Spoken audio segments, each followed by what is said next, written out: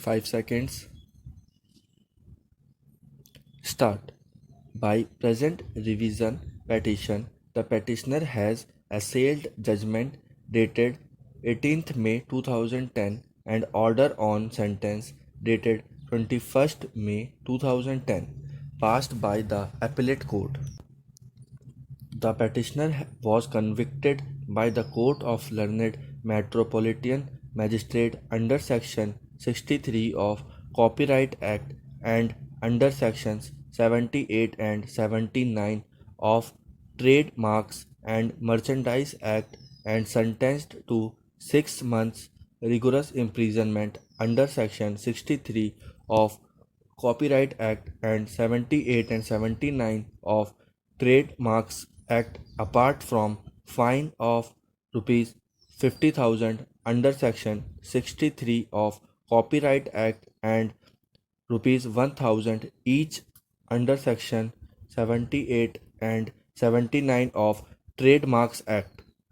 On an appeal preferred by the petitioner, the learned sessions judge maintained the conviction of both the accused persons. However, while sentencing, the learned sessions judge reduced the sentence of imprisonment from 6 months rigorous imprisonment to 45 days simple imprisonment both under section 63 of Copyright Act as well as under section 78 and 79 of Trademarks Act with the fine as awarded by the trial court. The petitioner in this revision petition has assailed the order of learned sessions judge on the ground that findings of court below were against the weight of evidence. There was nothing on record to show that the good alleged recovered from front of the shop of the petitioner bearing fake and suspicious mark were stocked by the petitioner. There was no evidence on record to show that marks on the goods were fake or spurious.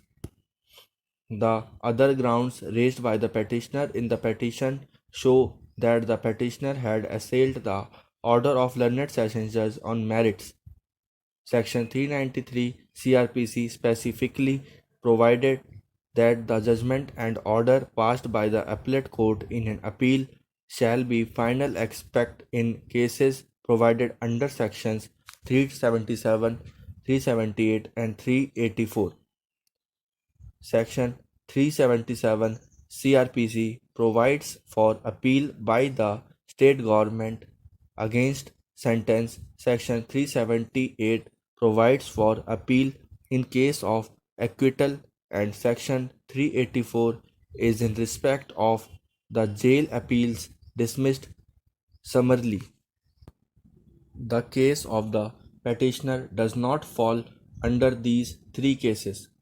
Thus, the judgment of appellate court has attained finality and the High Court can interfere under Section 397 CRPC only if there was an issue of correctness, legality or proportionality of any finding, sentence or order recorded or passed by the Sessions Court or there was any irregularity of the proceedings of the Sessions Court. The High Court in its power under Section 397 cannot act as a court of second appeal and cannot reappreciate the evidence to substitute its own opinion against the opinion of the appellate court. The scope of revision against the concurrent finding of fact is very limited and ordinarily the concurrent finding of fact cannot be challenged unless and until there is gross misreading of evidence or there is manifest error of law or miscarriage of justice.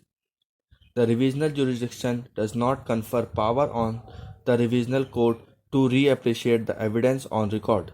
The revisional court can examine the record only to satisfy itself that the court below had conducted the proceedings in an appropriate manner and had taken into account entire evidence before passing the judgment. The judgment is not to be resorted to as a second appeal. During arguments, counsel for the petitioner had only been agitating that the conclusion arrived at by the trial court as well as by the appellate court was not correct conclusion, and he wanted this court to reappreciate the entire evidence. I consider that this court, in view of Section 393 CRPC, cannot reappreciate the entire evidence to arrive at a different conclusion than one arrived at by the appellate court.